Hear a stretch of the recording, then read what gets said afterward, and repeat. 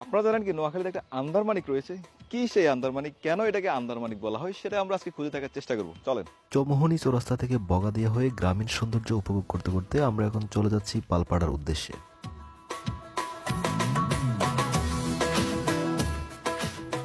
আসসালামু আলাইকুম গাইস, প্রথমে আছি আপনাদের সাথে।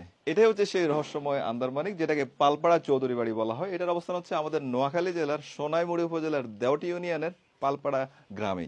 এই জমিদার বাড়িতে মূলত হচ্ছে একটি ভবন রয়েছে, তবে বেশ কিছু রুম আছে। সবগুলো রুমের অবস্থা কিন্তু খুবই খারাপ। আমি যদি একটু দেখাই, এই যে দেখেন লতা পাতায় কিন্তু সবগুলো কিন্তু একেবারে ছেয়ে গেছে, মূলত হচ্ছে সংরক্ষণের অভাবে। এদিকটা যদি একটু দেখাই, দেখেন এই যে বিল্ডিং গুলো কিন্তু একেবারে ভেঙে ভেঙে নিচের দিকে পড়ে গেছে, যেটা কিন্তু খুবই ঝুঁকিপূর্ণ অবস্থায় আছে। তো আমরা আরো ভেতরের দিকে যাব, আপনাদেরকে পুরোটাই দেখানোর চেষ্টা করবো, আসুন।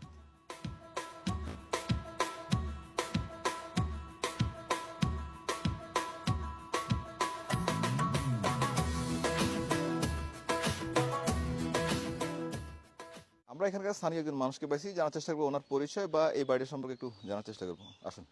আসসালামু আলাইকুম। ওয়ালাইকুম আসসালাম। আপনার নামটা যদি একটু বলতেন। আমার নাম আব্দুল হাই চৌধুরী, আর দাদার বাপের নাম হইল আনোয়ার ভূঁইয়া।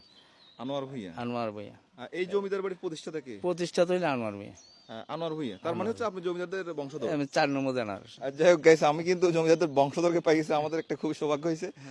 তো আপনারা এখন কোথায় বসবাস করতেছেন? আমার এই বাড়িতে, এই যে আমার পিছনে আমার বর্তমানে- বিল্ডিং আছে, আমার পিছনে আমার যে বিল্ডিং আছে, আনুমানিক এই বাড়িটা কখন প্রতিষ্ঠিত হয় সেটা কি এটা ধারণা লেখা আছে 1313 বাংলা সনে। এটা আছে? আচ্ছা, ভবন কি একটাই আছে? এই একটাই, এবার এটা আন্ডারগ্রাউন্ডে একটা ইয়া আছে। আচ্ছা, একটু ঘুরে দেখাবেন কি কি আছে আমাদেরকে, কোথায় কি ছিল? এইটা ধরেন এখানে বিল্ডিংটা হলো জমিদারি একটা বিল্ডিং, জমিদারের একটা অফিস। এটা কিন্তু আমাদের বাসভবন না। বাসভবন না? না, বাসভবন না। কোথায় ছিল তাইলে? বাসভবন চতুর্দিকে আছে, ভাঙি চুরি শেষ। আমাকে একটা কথা বলেন যে এই জায়গাটাকে আন্দারমানিক বলা হয়, সেই জিনিসটা কেন আন্দারমানিক? ধরেন এই কারণ হইতে পারে কিনা যে ওই যে যখন একটা জমিদাররা অন্ধকার ছিল- গুহার মতো আছে, এই জন্য হয়তো দিছে। হ্যাঁ, যদি মানে বিচার আচার হলো এটাতে হইতো, বিচার আচার শাস্তিও এখানে দেওয়া হতো আর কি। শাস্তি হইলো যার যেরকম শাস্তি, এটা হইতে হইতো। কাছারিটা ওইটা ভাঙি গেছিল, এই জন্য তারপর হয়তো আবার এই যে আন্দারমানিক বলা হয় আর কি। বলা হয়েছে, আর পাবলিক হয়তো এটা ইয়া করছে আর কি। এটা এইখান দিয়েই তারা এটা ওই উপরেও যাওয়া যায়। আচ্ছা আচ্ছা বিসমিল্লাহির রহমানির রহিম। আমি বহুত বছর পরে ঢুকছি। আচ্ছা আচ্ছা। এই যে এইখানে একটা ইয়ে আছে এর ভেতরে গর্ত আছে না? ভিতরে, না এই ফ্লোরটাই আন্ডারগ্রাউন্ডে। এটা এই রুমটা পুরোটা একটা সিক্রেট রুমের মতো ছিল। সিক্রেট রুম আছে। ঠিক সিঁড়ির নিচে কিন্তু এখানে একটা গর্ত আমরা দেখতে পাচ্ছি, যেটা দিয়ে নাকি নিচের দিকে যাওয়া যায়। যাই হোক, যতটুকু শুনেছি এই গর্তের কারণে, এই রহস্যময় জায়গার কারণে নাকি এই প্লেসটার নাম আসলে আন্দারমানিক অনেকে বলে থাকে আর কি। এটা তো এতটুকুই, এটার বেশি হয়তো থাকলেও এগুলো ইট ইট দিয়ে ফুরে গেছে। ভেতরে হয়তো আরো ছিল, কিন্তু বর্তমানে ইট দিয়ে আসলে এটা মানে ঢেকে ফেলা হয়েছে, এরকম কিছু আর কি।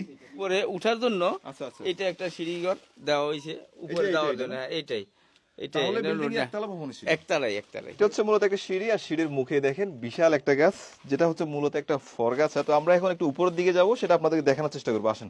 তো আমরা কিন্তু এই মুহূর্তে ছাদের উপরে চলে আসছি, যদিও ছাদের উপর দিকটা আমি যাচ্ছি না, কারণ হচ্ছে বিভিন্ন অংশ কিন্তু ভেঙে নিচের দিকটা পড়ে আছে, যার কারণে এটা কিন্তু খুবই ঝুঁকিপূর্ণ। নিচে শুধু এখানে ভিতরে একটা ঘরের মানে মতো ছিল। একটা রুম আছিল, যেখানে ধরেন স্বর্ণ অলংকার বিভিন্ন রকমের টাকা পয়সা। তখন তো আর ব্যাংকও ছিল না, 200 বছর আগে, 150 বছর আগে, 200 250 বছর আগে তো আর ব্যাংক ছিল না। আচ্ছা আচ্ছা আচ্ছা। হ্যাঁ, ওয়ালের ভিতরে তাহলে জিনিসপত্র নিচে রাখা হতো আর কি। নিচে হইতো সংরক্ষণ করা হতো। সংরক্ষণ করা হইতো, প্লাস ওয়ালের ভিতরে কিছু কিছু আমাদের ধরেন এই ইয়া করা ছিল। এই একটা কলস, এখানে কলস, মাটির কলস, এটার ভিতরে ওই হাত ঢুকাইছি। হাত ঢুকানোর পরে দেখতেছি যে কিছু কয়েন আছে। কয়েন বাইরেছে। কয়েন পরে বাইরেছে। এগুলি আবার নিয়ে হাতে করে নিয়ে পকেটে করে নিয়ে ওই পুকুরে গাঁটা ছিল এই পাশে, আমাদের সামনের পুকুরটা। তো এই পাশে ছিল, এখান থেকে আমরা মারতাম। ওই যে ব্যাং ফলা হয় না, ইয়ে দিয়ে খেলতেন আপনারা খেলে, এটাতে? হ্যাঁ এইটাই খেলতাম। এইটা তখন তার মূল্য বুঝিনি। এই যে ওনারা বলতেছে যে এইখানে একটা সিক্রেট ব্যাংক ছিল আর কি, ভেতরে হয়তো দামি মুদ্রা বা স্বর্ণ অলংকার হয়তো এখানে রাখতো।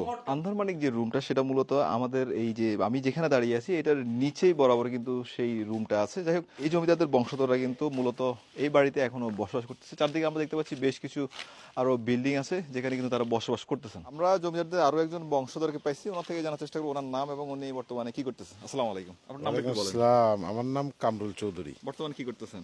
আমি একজন ব্যাংকার, আমি ব্যাংকের আইটি সেকশনে কাজ করি। আমি যেটা শুনছি আর কি, আমার ওই মা কাকাদের কাছ থেকে, আচ্ছা, আচ্ছা। এমন এক সময় আমাদের বাড়ির সামনে দিয়ে কেউ জুতা পায়ে দিয়ে হাঁটতে পারতো না। আচ্ছা, জুতা খুলে নিত। জুতা খুলে হাতে নিয়ে আমাদের বাড়ির সামনেটা পার হইতে হইতো। আচ্ছা আচ্ছা, পালকিত করি কেউ নতুন বউ নিতে হইলে পালকিত থেকে নামাইয়া হাঁটাই নিতে হইতো।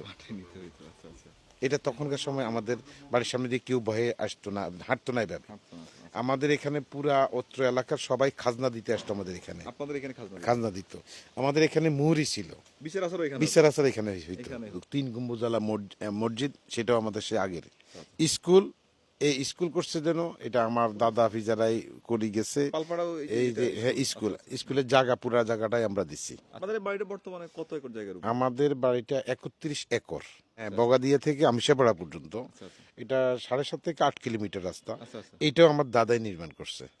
ওনারা নির্মাণ। হ্যাঁ, আমার দাদারা নির্মাণ করে গেছে, এই রাস্তাটা আমার দাদাই করে দিয়ে গেছে।